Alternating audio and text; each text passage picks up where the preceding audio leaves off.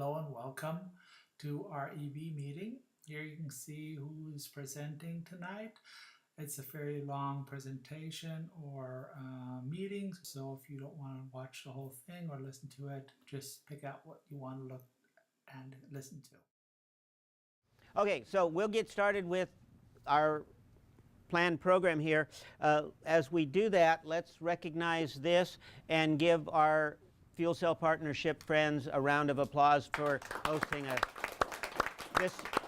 This was a last-minute kind of location. I'd hoped for some other alternatives that turned out not to be available, and I always, as many of us know that have been here many times, this is a wonderful sort of host and warm environment, so we always appreciate Nissan's support. And though I drive a P85D these days, I had VIN number 320 Leaf in the world. So I am an early Leaf supporter. My wife and I flew to Tokyo in 2009 for a long weekend to see the debut of the Nissan Leaf at the Tokyo Auto Show that year. So I am a serious supporter of Nissan's efforts in this area. So again, thank you. Speaking of Nissan's efforts, when are they coming out with a van? Will they please come out with a van? I have dogs. I have to have a van. Van, yeah. Van. Yeah, I can show you one out there. The problem is that it doesn't meet the United States crash test. So it's all over, it's called the ENV200. It's all over the rest of the world. All over Asia, just for whatever reason. I'm on the engineering side, not on the sales side. The sales folks, didn't know what kind of a market there would be here and didn't want to pay for the parts to be changed effectively so that we could bring that car over. So making your voice known is the key thing. How about the Outlander PHEV? You guys would be able to help them? Damn good question. That's another one that's been out there for 3 or 4 years and has never entered. I mean, it's strange. The Mitsubishi Outlander has a plug-in hybrid SUV. Like that too, a van, as I understand it. But they're not here either. Yeah. Yeah, it's just the confusion really was, what kind of a market is there for that style of vehicle? And just the market research at the moment showed that, like, for example, in Europe, there's a lot of emissions restrictions in old downtowns, going into London and Paris and things like that. So the delivery type things, they needed an option to be able to meet those requirements. And given that we don't have that same stringent restrictions in the U.S., it wasn't so obvious what the market would be. So it's not the same. They have one. You weren't here. That's you're rubbing salt into a raw wound. They've been making payments for this for 6 months that they're not allowed to take off the lot. Oh my God. Sorry. Yeah. That's a little exaggerated. And for whatever it's worth, for the rest of you, how many of you know Mark at all? Okay, so a few, okay. Mark is one of our many, but CARB employees. Paul and Linda too. Yeah. Okay, so these are good people in terms of all of the EVs that we do have in Sacramento, even though he's painfully cruel to other members. He didn't know. I'll forgive him. Well, we may hear it. But I'll tell you. We may hear it tonight, but Volkswagen is coming out with a van in, I think, 19. They're coming up with a restated version. That's a bus. That's it. That's a microbus. Really? Yeah. That's going to be a full. And that's really cute. Really cute. Those in California after investing a few dollars here. Yeah. Okay, moving onward. We're going to try to get through our agenda. What I want to draw your attention to, I'm sure you all know about the fact that Volkswagen's going to be paying for a huge amount of the development of electrical vehicles. That money is starting to be distributed. We're going to hear more about it from our primary speaker tonight, Jennifer Vanema from Sacramento City. But just some highlights. They're already opening fast charging stations paid with Volkswagen money. That I thought would be brighter. There we go. They're being coordinated again through the offices of CARB, and all of the distribution of the monies in California, as I have been told, come through CARB's review in part. So thank you, CARB staff.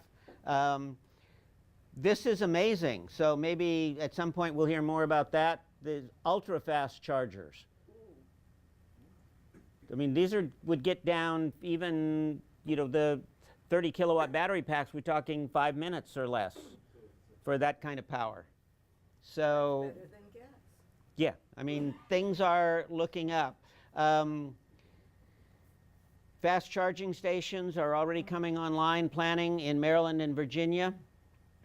And some of these are at the initial level, they're the 50 kilowatt dual standards.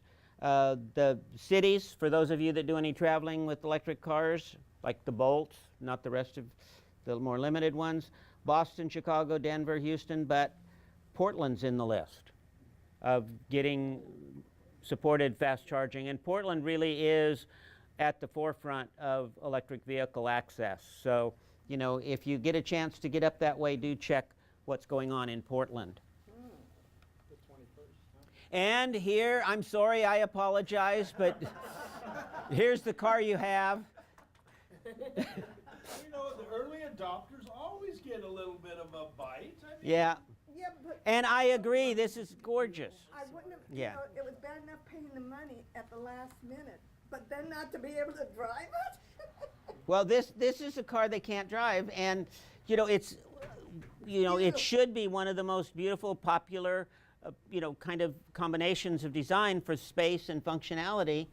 It's amazing that there aren't other options, and like we've heard here already, an SUV version that's been available for the rest of the world for 3 or 4 years and simply hasn't made it to the U.S.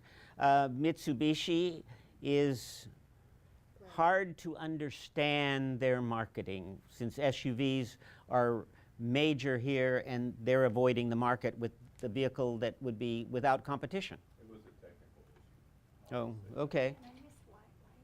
So here, see, and we've got testimony, it's in hold. So it could die on the freeways, is I think what we've heard here. Yeah. But the operating details They are, knew this in February, damn it. yeah. But you took it off the lot and drove it, and then they wanted it back. Right. How many miles did you have on it before you? 1,300. 1,300. 1,300 and 74. And we only, how much did we? Oh, it was fabulous. It was just fabulous. It was great. It almost made up for the money we've spent. See, this is kind of the phenomenon of the newlywed experience. Exactly. Everything is good.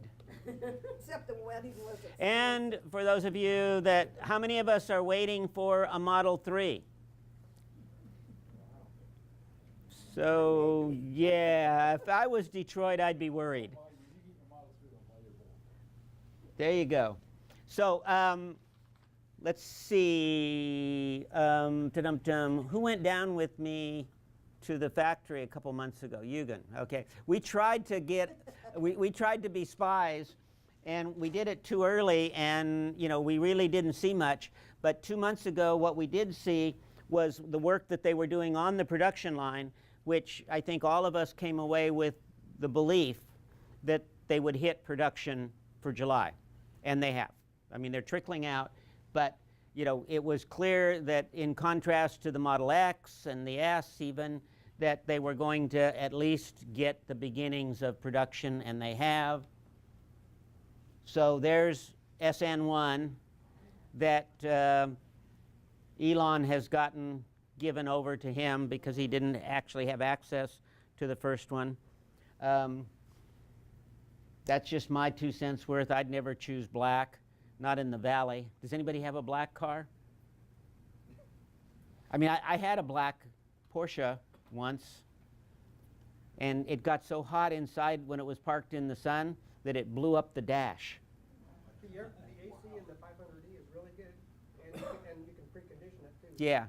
I mean, when they're clean, they look so good.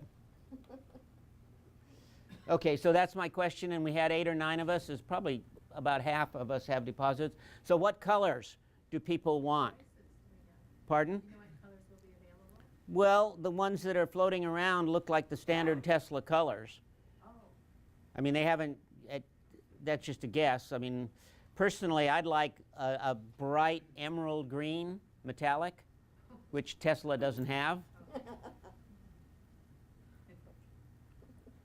But, so how many is anybody going to be getting a base car, therefore would be getting one early? Maybe. So you Depends go, on what the configuration is. okay. I think on the SN1, they tried to see the badges on the back to see what battery size was, but they didn't put any badges on. Yeah.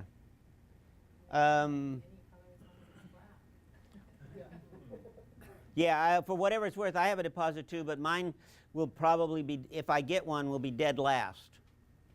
Because I would want one that is really at least ludicrous level performance. But you get me in In there. that price range, yeah. Yeah.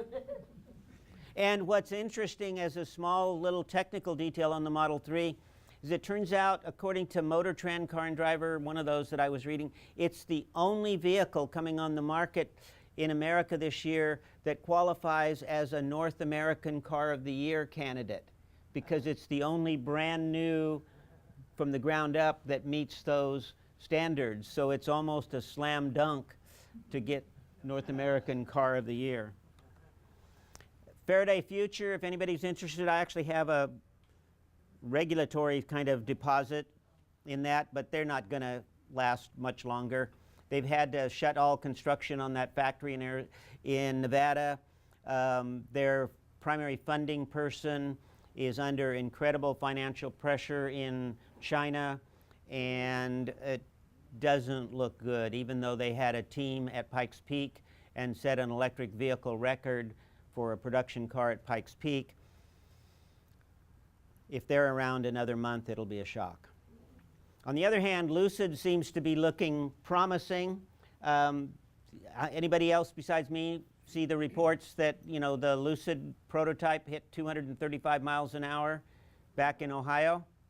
And, you know, further, you know, that company seems to be promisingly solvent. There's the upper left is the car at the Ohio's track doing the 235, and Lucid's sort of advantages that really indulgent interior. Who makes that car? It's a new startup out of Silicon Valley again. Yeah, Lucid is the company. And it was Ativa, and they for a while were actually negotiating in the Sacramento area for their factory. And they picked somewhere else, but The same Chinese investor? No. I believe, I don't think so. These guys seem to be okay.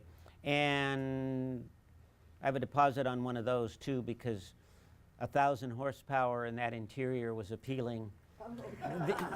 These are things you can do when you don't have grandkids or any of those responsibilities. So other tidbits, EV sales in Norway were up to 42% of the market last month.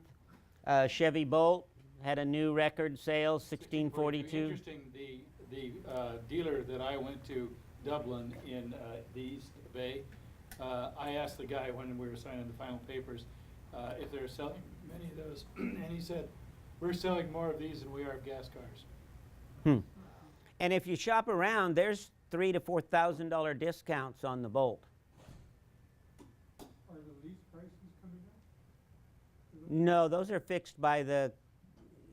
I haven't seen any big, you know, markdowns that are really dramatic, but it might be tempting to buy a Bolt. Well, Tracy Chevy has a Bolt lease, I think for $170, but their additional prices to add on for documents and things are a little high.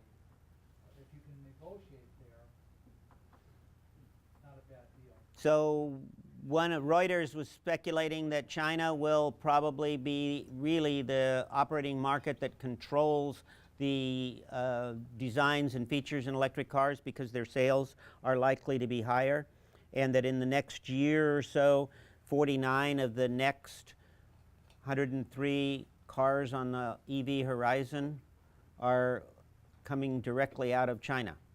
So The Germans think that. Germans think, Der Spiegel article that you sent around Mhm. said that. yeah. So here's what's interesting for me and us closer to home. Tesla Superchargers, those of you with Model 3s, all the rest of us with S's, here's some data.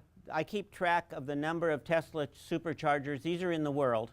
Every day I log on to the Tesla website and check. January 2016, there were 585 Supercharger locations. 1 year later, January 2017, they were up to 789. They added 204 Supercharger locations around the world in 2016. From January 2016 to June 30th, in other words, roughly the same 6 months as we're about to look at for 2017, they added 70 Superchargers of that 200 total. But from January 2017 to June, they've added 100. So that's 30%, it's more than 30%.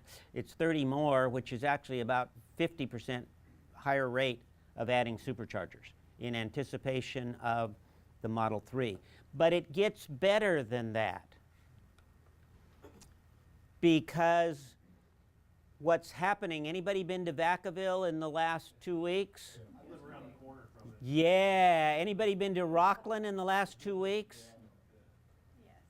Okay, Vacaville had 8 cables, 8 stations. Rockland had 8 cables. Here's Rockland yesterday. That's 10 new charging stations going in at Rockland So a total of 18. for a total of 18. There's Vacaville last week. 8 more charging stations going in at Vacaville, going from 8 to 16. Things are getting promising. And this is the big thing with any other EV company other than Tesla. I'm a one-car household. It's just me and one car. And I need a car that can take road trips. And with this supercharging network, Tesla has the market. Did you see that they're building a 48 cable one in Calumet City? Nah, I didn't see that. Really? There's the address.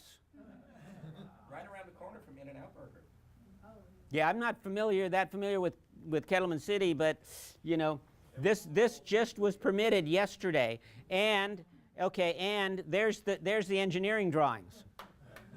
But I didn't know that. But thank you. Because I would have liked to have known that if I didn't know it. Right in the middle of going from here to Los Angeles.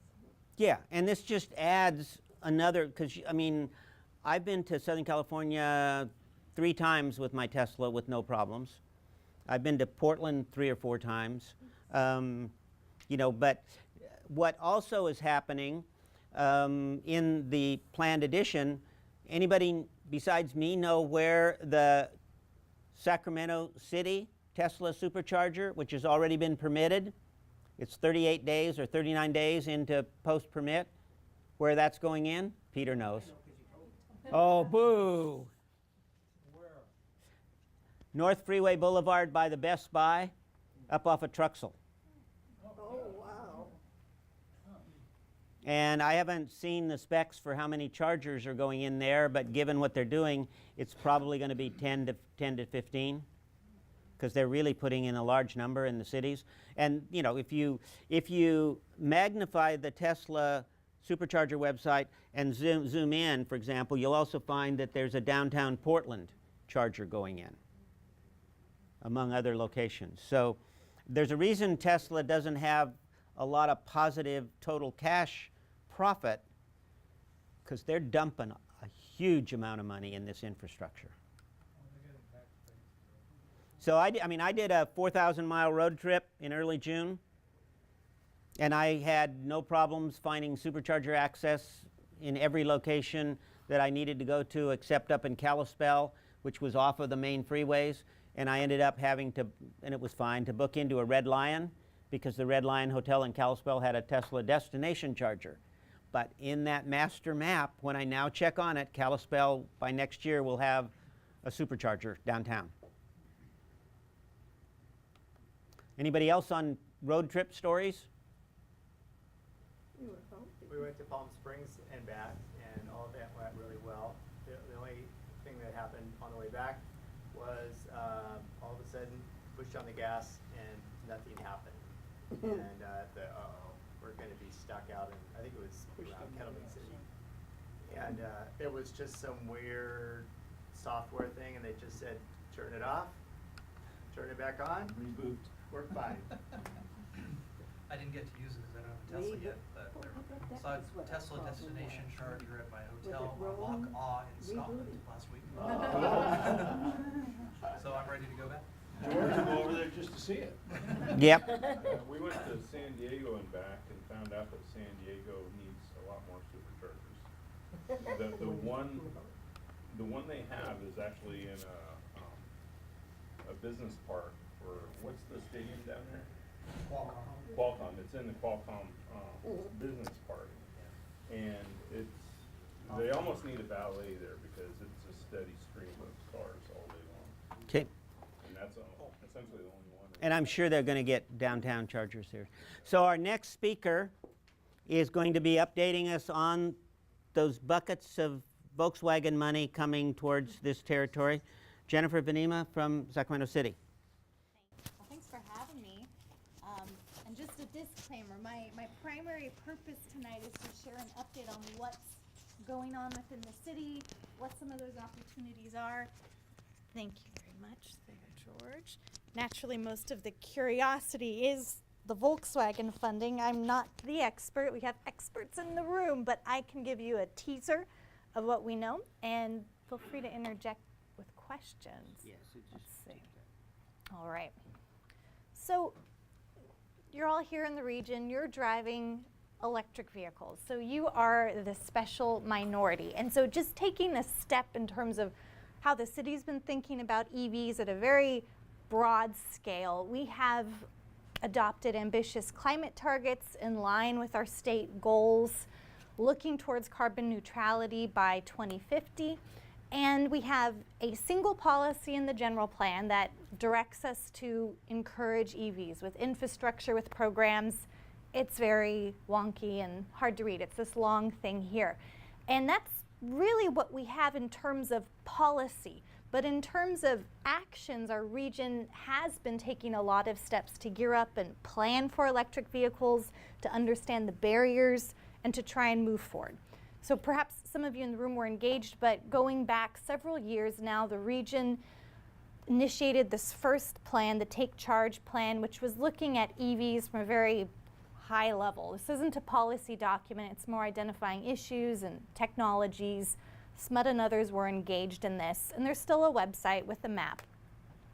At the city level, what we've been doing is more focused within our own internal operations. We have very progressive actions working towards greening our city fleet. We were ranked the top green fleet in the nation in 2015. We are currently using about 50% alternative fuels in the city fleet. This includes contracts for all of our natural gas and diesel. Those are all renewable sources. Our council directive is to achieve 30% alternative fuels. We're doing pretty well.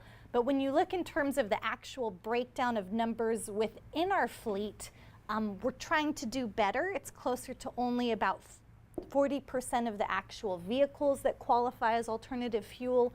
And in terms of battery electric or plug-in electric vehicles, that number stands at about 30 right now, and that includes the Volts. So that's not just all electrics. We do have 2 hydrogen Mirai that we're leasing. And this next year, we're looking to replace about 29 vehicles with Chevy Bolts, which will work for code inspectors and other folks in the road. So those are some of the near-term efforts. Where we have been more active is in working with other regional agencies to get a better handle on infrastructure needs and barriers to EVs throughout the Sacramento area. So this was an effort that was led by SACOG in Sacramento County. We just completed a new PEV infrastructure readiness plan, which I don't even have on the city website yet. We're trying to make a web page for it. And this was developed using analysis from UC Davis and a lot of metrics that SACOG crunched to try and understand if we're going to achieve our county share of the governor's targets, that's 1.5 million ZEVs by 2025, they developed some forecasts to say what we would need to get there. And it's pretty high. So whereas we have only about 3,000 EVs in the county now, where we would need to get to hit the governor's targets, it's kind of crazy. It's jumping up to anywhere between 60,000 to 80,000, depending on how you model EV ownership based on income or household ratios.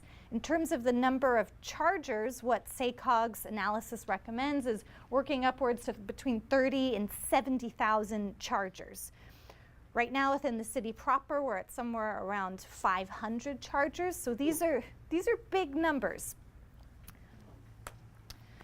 Part of the effort, SACOG did use their travel demand models to actually look at trip origins and destinations to try and pinpoint where the hot spots are for EV charging.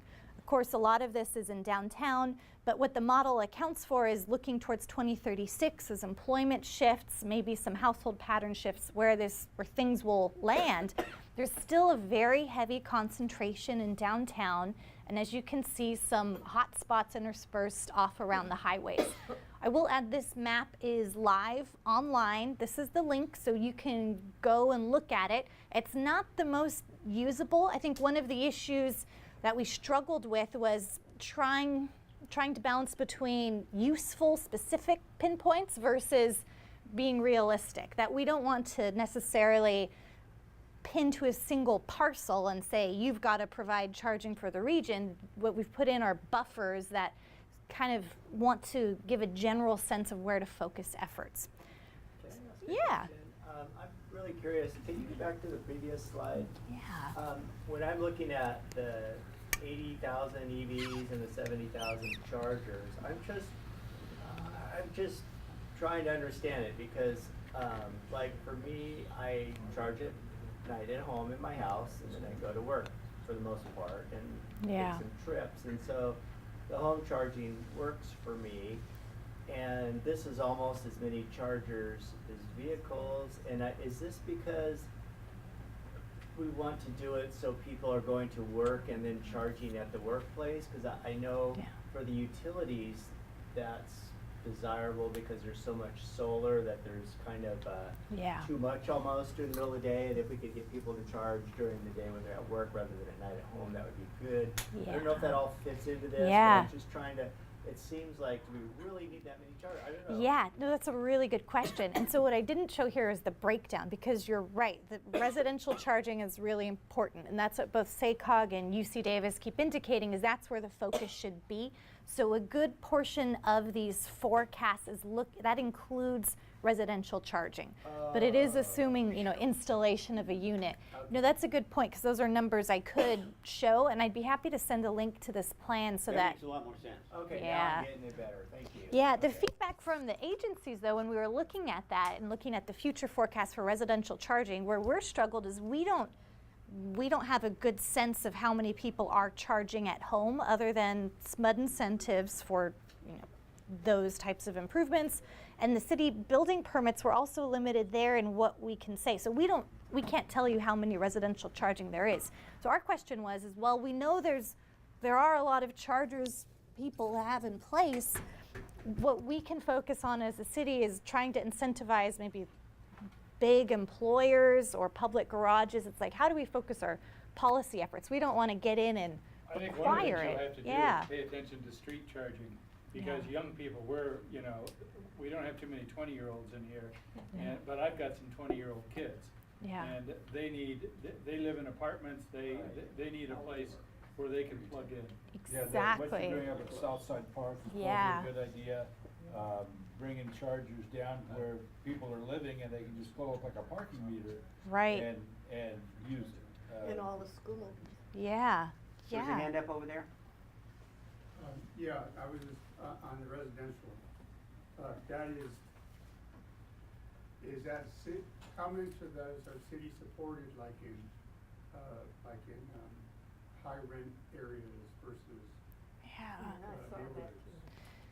Yeah, well, this is just a forecast of total chargers, and I should clarify the numbers are county-wide. So all we have the number breakdown is in terms of its residential versus public workplace or other types of public charging.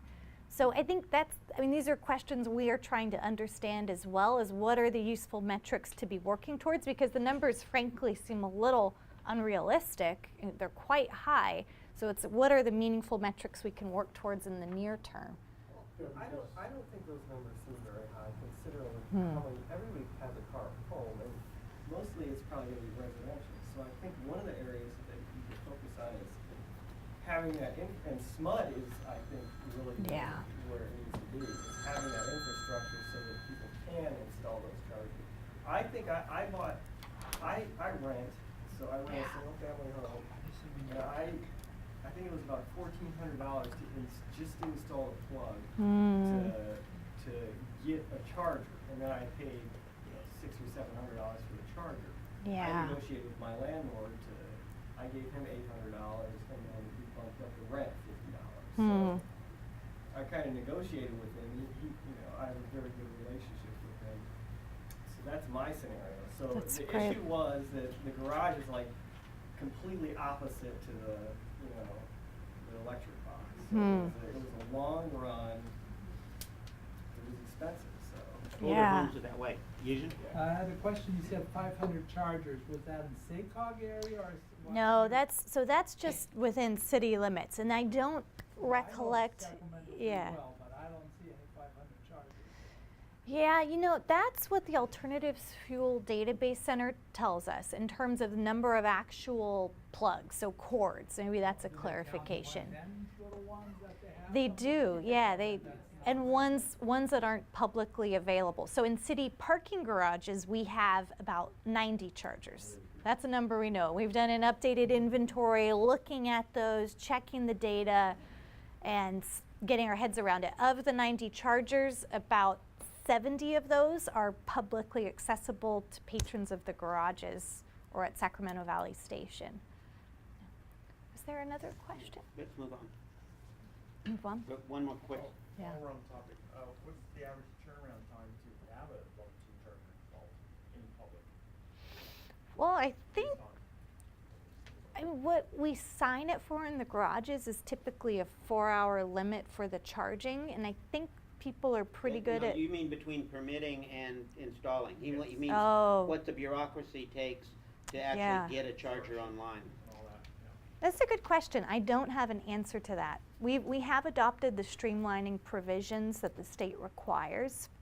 So it's a turnkey process. I don't think the permitting part is the barrier. It's more trying to get chargers to residents and those that don't have access to home charging. Yeah. So we'll touch on that a little more here with our EV Go project. So here's the data from the Alternatives Fuel Database Center. This is from the Department of Energy.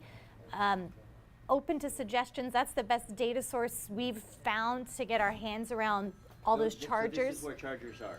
Yeah, and so we have a beta version of this map internally. We're trying to vet some of the numbers, and I'd like to get this published online. A question I do have, though, is the usefulness, because I think the intent with putting this on the city website would be tying it to other data layers, like information on our parking garages, tying it to other services perhaps, but is it confusing? Because we know EV drivers can pull up your app, pull up PlugShare, and go find something. Will this be of use? I guess that's a question I have. Not a better than PlugShare. Yeah. There's a lot of mobile apps out there that'll tell you where all the chargers are. Yeah. And any of the high-end cars will just drive it. Yeah. It's right there. Some of maybe the benefit then is more from our policy perspective, where it's we need a handle around the opportunities, so perhaps there's less benefit in something publicly shared. Just thinking out loud. I was going to say that with the Bolt, and I think with the coming 200+ mile range vehicles, that you don't care where they are in the city, because you're going to go back and your tank is full every morning. Yeah. So you don't really care. If you're coming back into the city and you're really running low because you can only do an 80% charge at the last stop, then it's nice to know that there's one on the outskirts, a fast charging station on the outskirts. But inside the city, Yeah. it's less and less important, unless you're talking about getting residential people who otherwise can't afford. Yeah. Which is part of the social equity service, sort of. Exactly. And so that goes on to some of the recent projects. It's a nice segue. Probably many of you, especially ARB staff, you're familiar with the Our Community Car Share project. This was funded with grant funds from the Air Resources Board, and the Air District received one of the 2 first grants, $1.1 million to launch an all-electric car share program. It is the first low-income all-electric car share program in California. LA has since opened one as well. And what this does is it's putting in, I believe, 8 chargers at public housing sites and at our train station, Sacramento Valley Station, and it purchased 8 all-electric Kia Souls. And they're providing 300 free memberships to residents of these housing projects and trying to get folks to enroll. I think so far there's been a challenge to get people enrolled. They're trying to get, I think they're not quite at 100 yet, but there's been a lot of emphasis on education, marketing, telling people how to charge, a lot of surveys that are being done as people use the vehicles. But it's a huge step because it is, number one, it's increasing mobility for these residents, but number 2, it's also the education and the awareness piece to those who might not consider ZEVs otherwise. Where are these housing developments at? So they are located at Alder Grove, Lemon Hill, the Mutual Housing Project, and there's a third one, I think it's Edgewater. So there's one just, that's south of Broadway in Sacramento, one more up in Citrus Heights, and I think the other one's in the River District? South Sacramento, yeah. There are going to be a lot of used Leafs on the market, and they're wonderful prices, they're wonderful little cars. Yeah. And that's going to be a great way to get younger people into it. Yeah. I'm an employer of my employees are significantly low income. They're all, $13, $14 an hour or less. And we provide 2 cars, for our caregivers to drive around. What I'd like to see is if there's any employer incentives to flood the market with, I don't care, use Nissan Leafs, they're great cars. But we're trying to figure out a way to add that as a benefit, because for fleet maintenance, there's 0. Yeah. They don't wear out. They don't break down. They don't overheat. They don't run out of oil. You don't know how many times my car ran out of oil and started making this loud noise. Guess what? That car ain't driving you anymore. It started smoking real bad. So I'm trying to figure out a way to, put these cars out there. Okay, because my biggest problem is getting people to show up for work, and car problems are probably my second to third highest complaint about I can't get there. My car's not running. I'm out of gas. So the message there, if I can translate it, is to work with employers that have significant numbers, 10, 20, whatever, low income but steady employees that need to get to that work site. So, yeah. To be able to offer somehow supported transportation. Reliable. You said that very well. You're hired. If you have a business card, I can provide you some information on the program that funded this in the LA project. We're currently evaluating this fiscal year's candidates, and it's an annual process. And the kinds of things we're looking for is electric vehicles, serving people in disadvantaged communities, and car share type operation. But the dilemma, Mark, is that, sorry for interrupting, but is that an employer in that setting is probably not. He might have to partner with the municipality. Exactly. Like I put 2 chargers in at my office just so I could encourage, not only for our own cars, but I'm trying to encourage my staff to, But this not is go to something the you used guys car might lot and wanna spend target Yeah. somebody with grant $5,000 writing. and getting a Follow job up. there. Yeah. Yeah. So, No. so again, what Yeah. I'm hearing is a cooperative effort with your feedback to her office to submit a grant to that office to do it. And for, Big fault. and for willingness of the employer to do it. Yes. You Yeah. have somebody already here. Yeah. You're not gonna have to go out and find somebody Recruit. and try to convince them. But you should also emphasize the used vehicles, I think. Yeah. Rather than the, that way you create a market for the used vehicles, which people will say, oh, it's not gonna be worthless in 5 years. Look, there's all these people buying these cars out there. I Yeah. think that helps to get a much better balanced EV market. Well, That's not great only that, input. but because the cars are so much less expensive, you get more cars out there. Right. Exactly, exactly.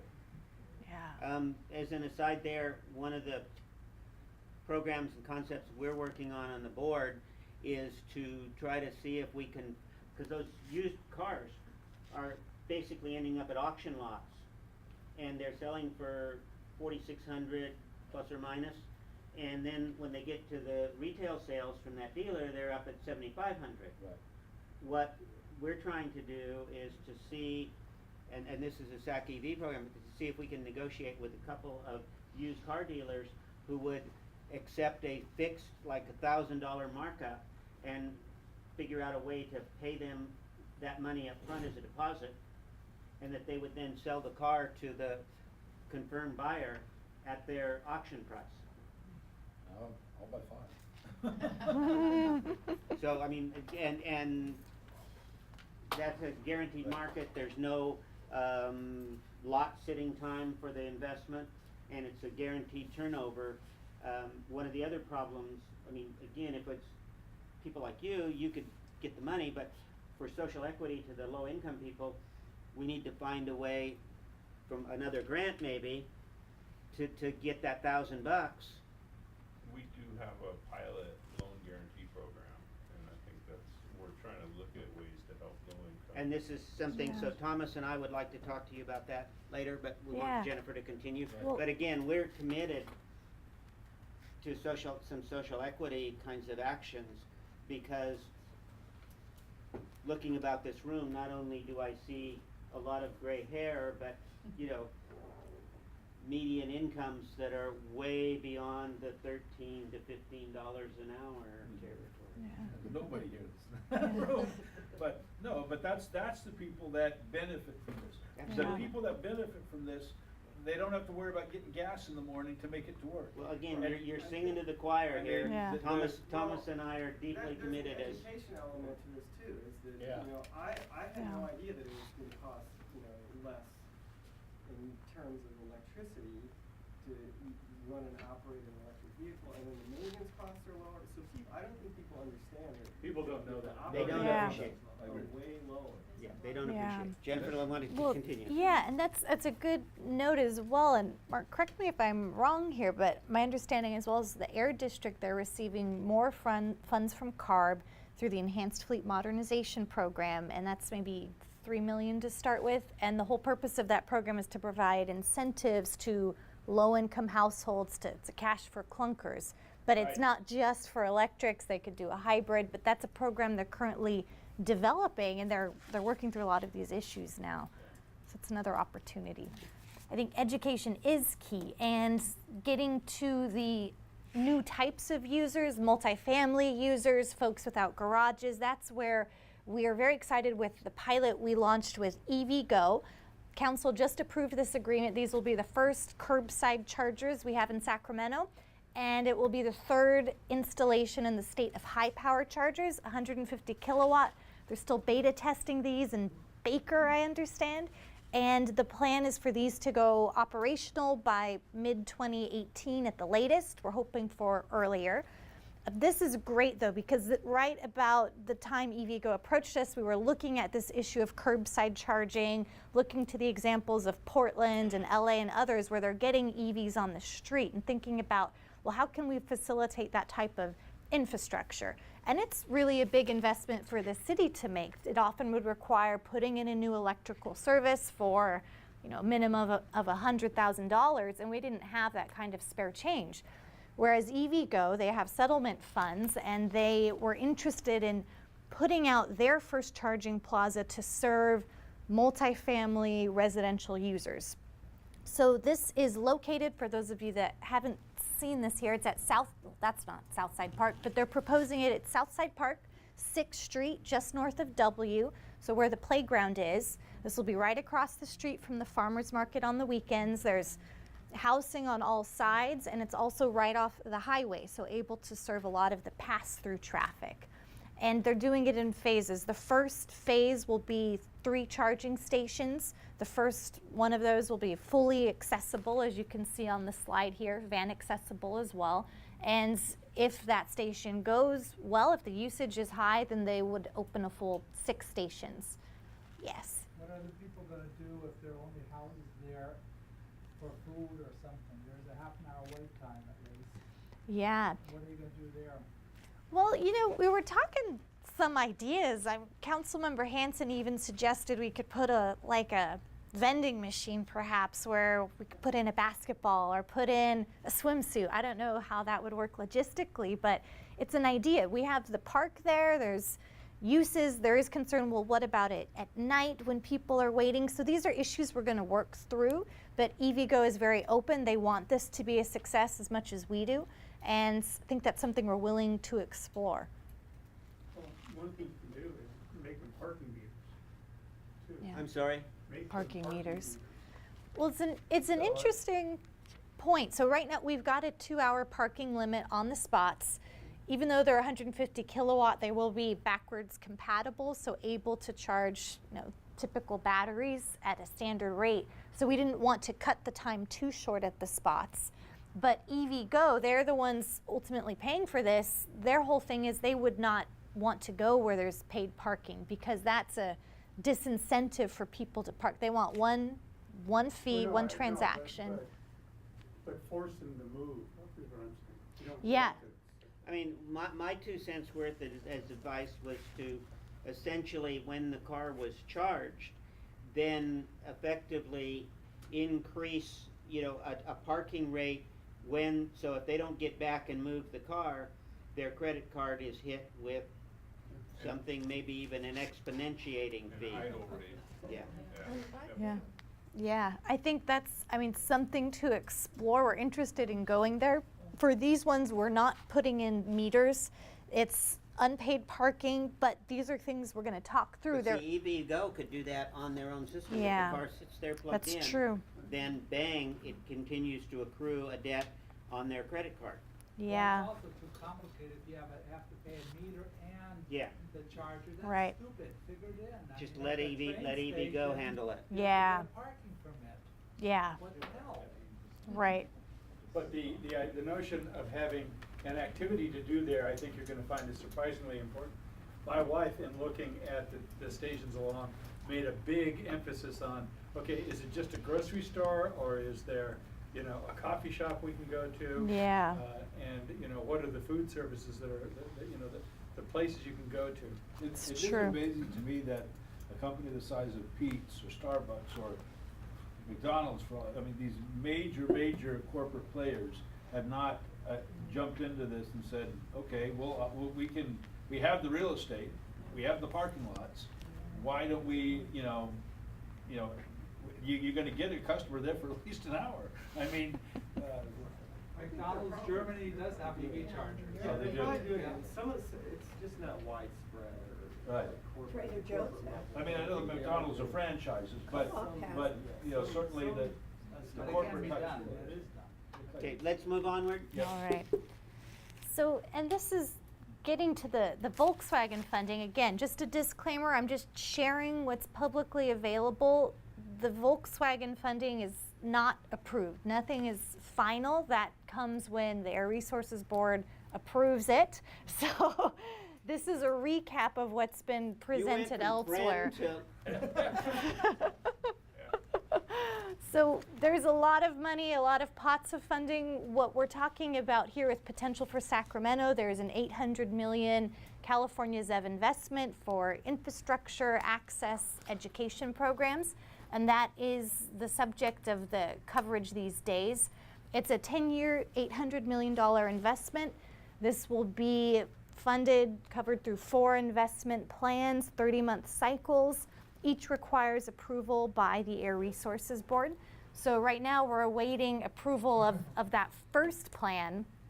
What the proposal does show is an emphasis on the highway fast charging network, which would include chargers, I believe, above 150 kilowatts and above, whereas they're also focusing on several metro regions for community charging infrastructure. And for access, this is where they can select 2 green cities, focusing on one to begin with. $44 million is proposed for that first Green City program, the first 30-month cycle. Yeah, they initially came out in their draft plan as anticipating that to be Sacramento, and in supplemental information submitted in June, they did make a strong statement that it's Sacramento pending that final approval.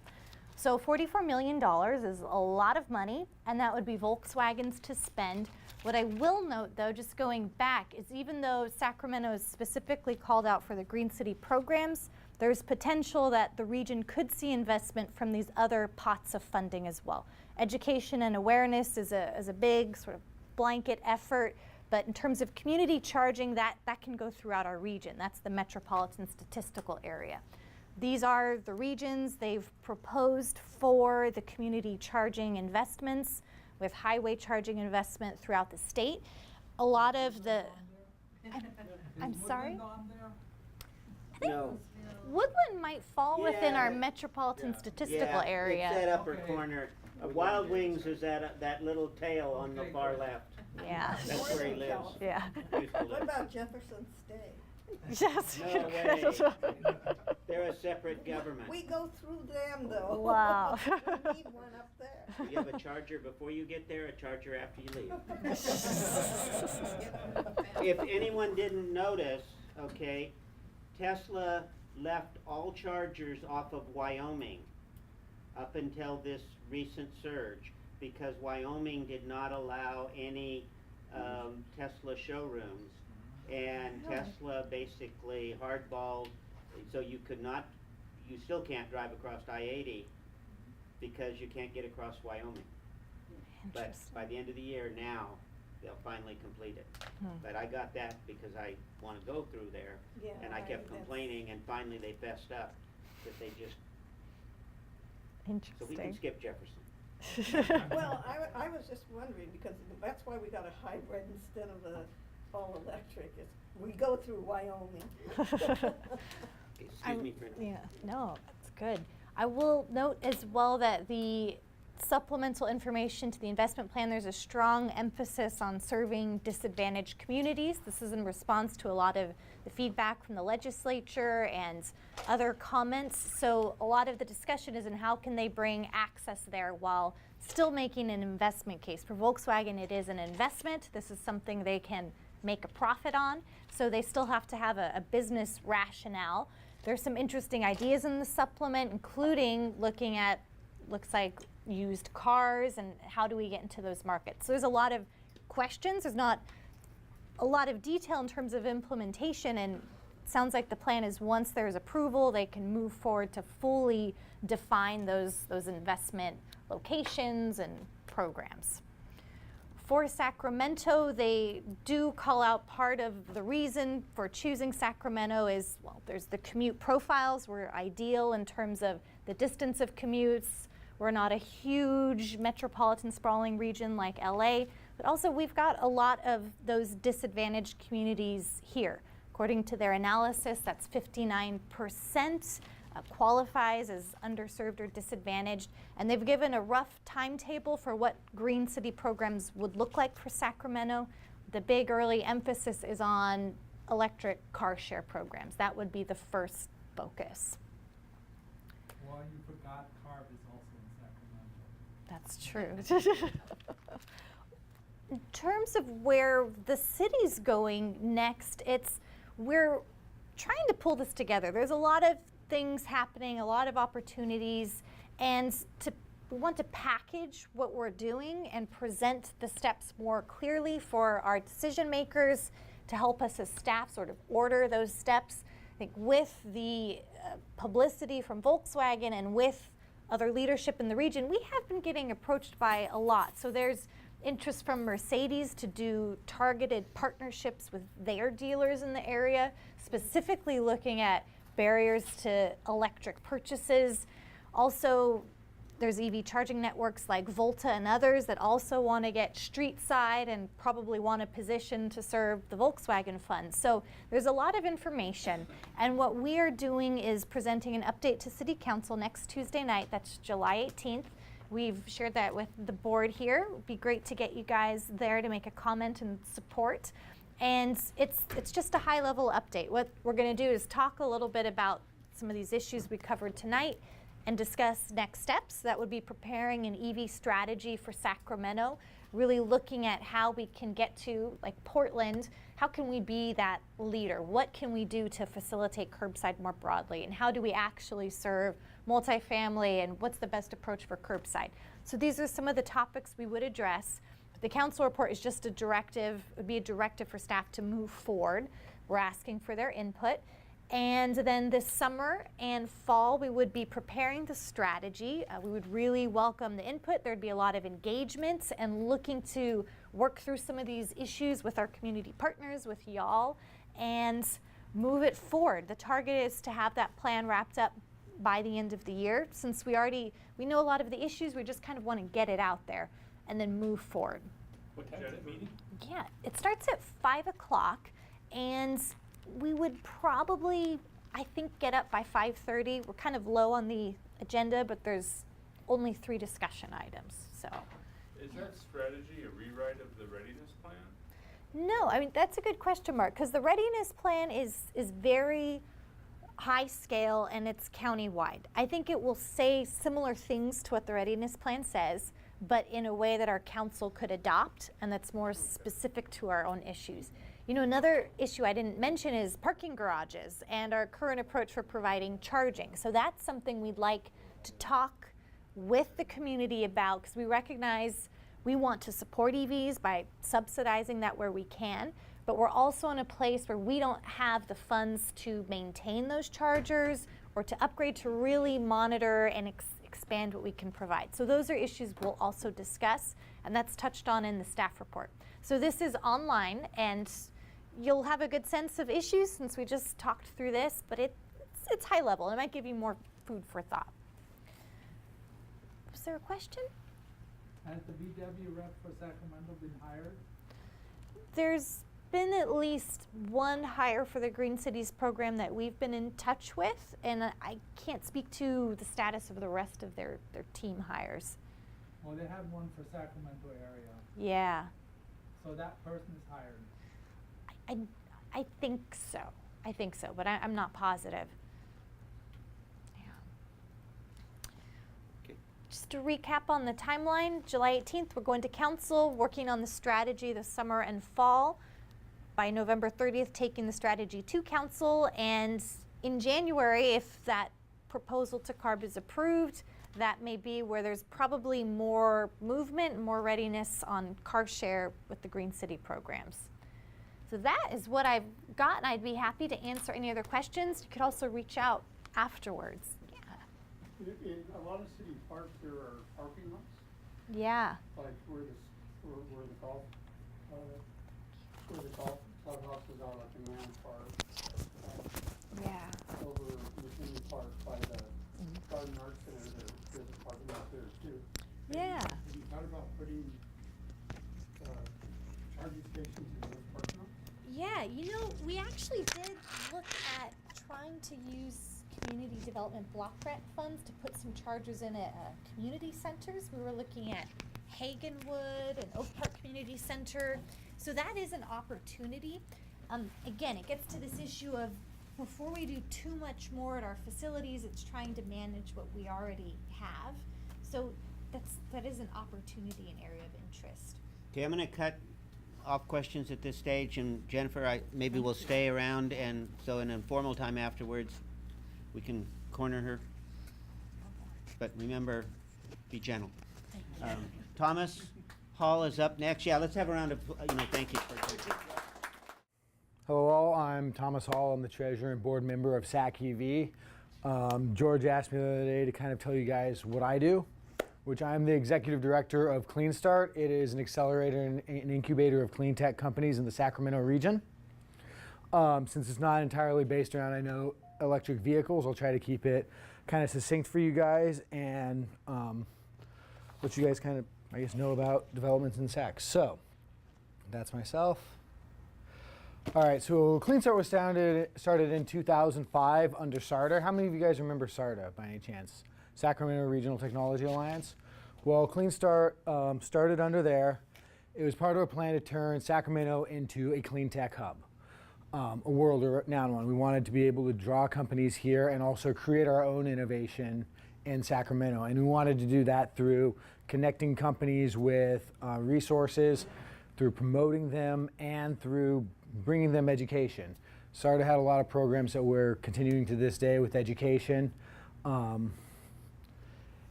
And one of the things that we do is we kind of curate a list of all the clean tech companies that are in the Sacramento region, and we publish it once a year in our Clean Tech Progress Report. If you guys are at all interested, I'll pass these around and you can kind of keep yourself updated on them.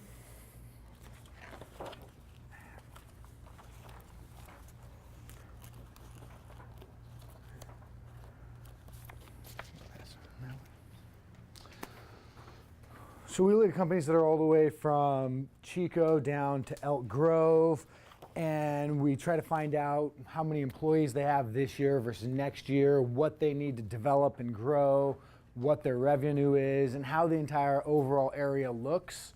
Because what we're trying to do is trying to get to a goal of having 10,000 people here employed in the clean tech sector and $5 billion in revenue.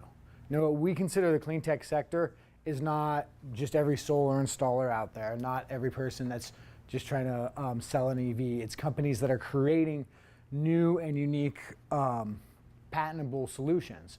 One of the ones that actually came here and spoke to you guys was GridSense, which they had the entire electrical monitoring for a hotel, which also allowed them to control the batteries of people that plug their cars in down at the Sacramento Hyatt, which has the 36 chargers.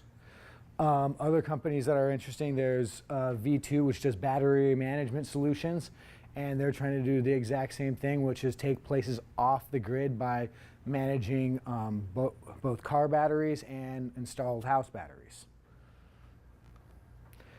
Now I wanted to kind of go over our progress report and kind of the growth that we've seen. We had a year off, so from one year to the next, we saw about 20% growth in about a 2-year time frame. And that's really big because, as a lot of us know, there was a little bit of a slowdown in the economy in the past 10 years. And Sacramento's really recovered from that. And we've seen everything from large investments from China, like CSUN, in the McClellan Technology Park, which makes solar panels, to in West Sacramento, I'm trying to remember the name of it, but it's a paint company that does paint for batteries specifically to enable them to work better. And then we've also had a lot of companies that have started up and been making big waves. Sierra Energy, that's out in Davis. We have Origin Materials, which takes biomass and turns it into basically plastic material that people can use. And so that's just kind of a quick overview of what we do. If you guys have any questions or want to follow up, ask a question now, or you can email me at thomas@cleanstart.org. Any questions, comments, things? Or are you guys waiting for me to talk about me getting my leaf? All right, so on to the leaf. I guess I'll just go to So as many of you might know, that I'm related to Guy Hall somehow. He's my dad, and he's been basically a giant EV enthusiast for, I want to say, since 2013 or 2012 when he bought his first Leaf. And basically since then, I've actually driven a sports car. You know, not exactly your most efficient car, could really hold me and one other. And it really wasn't really practical for me, and I absolutely know that, but I've been looking at getting an electric vehicle for a while, and one of the big things that kind of was for me was actually, I just don't drive enough. So my gas cost was incredibly low. So when I was going about getting my Leaf, which I got from Sacramento Nissan, I kind of took my time. I started off by emailing them. I got a lot of input from people around here about what type of discounts they got. I worked with them because SMUD sponsors Clean Start, so I was able to get in on SMUD's rebate of $10,000. So a car that prior to taxes I think was $37,500. 10 came off there, and then so there was someone else who had said that they had gotten an additional $3,000 off from just negotiating somewhere. So I asked from $3,000 from him, and then also from Elk Grove asked what they could do, and at the end of it I got about $3,500 from the dealer off of it. So that was 13.5 or 13.5 there. So it really brought that the $37,000 car down to about $24,000. And I ended up paying $2,000 in financing the $22,000, knowing that I'll still be getting that $7,500 back from the state, and the $2,500 or $2,500 from the state, and the $7,500 in tax from the federal. From SMUD. And my car's registered in PG&E, so I think it's more than it's I think 500 flat. So that's 14 after the state, Yeah. federal one. So it's going to 13.5. yeah. So 13.5. That's a very interesting. So actually, before I came here, I got a call that says, "Don't tell them about the rebate. The rebate ended at the end of last month." However, when I got here, my dad handed me this paper that said the 10K rebate credit is extended to 9/30, and it's because the Nissan Leaf 2017 they've stopped manufacturing it, preparing for the 2018 Leaf, for the 200-mile Leaf. PG&E employees are getting a similar discount to SMUD employees, and also UC Davis gets it. They'd consider adding Sac City. Give Steve's information to Jennifer so that she can follow up, making sure Sac City can get it too. So it's employee specific? It's not utility? Not a general It's thing. They're it just comes pushing- from the manufacturer. So Nissan's giving certain people an additional $10,000 off. So when the dealer looks at it, they just see $10,000 come right off that they get back from the dealer. It's not a So government rebate, it's a discount. From so I got the SV models because with the 360-degree vision, and it comes I got the SV model with the 360-degree vision and the sound system. I couldn't give up all the fun things of my last car, so I had to have something. But if you were to get a base model, you could get it after all the same rebates basically I got for basically $12,000. And that's the 30 kilowatt hour Leaf, which the MPGE is 113 as opposed to I think 98 on the previous Leaf models. From what I've read, I haven't necessarily seen all of them. And for me, I probably charge once a week, and I absolutely love it because there's a new fast charger at a Rayleigh's down near the college. So I just go there in the morning, plug in when I'm on the way back from the gym, and yeah, it's a nice Rayleigh's. It looks like a Whole Foods. The Cadillac. It's great. The Cadillac Rayleigh, yeah. The Cadillac Rayleigh's. I mean, the other Yeah. one's our pantry. So this, that big discount on those models has been floating around the United States in a variety of different areas. If you, again, track reports on the electric vehicle websites, I mean, there have been that same kind of offer in Texas. In Colorado was one of the first areas that negotiated.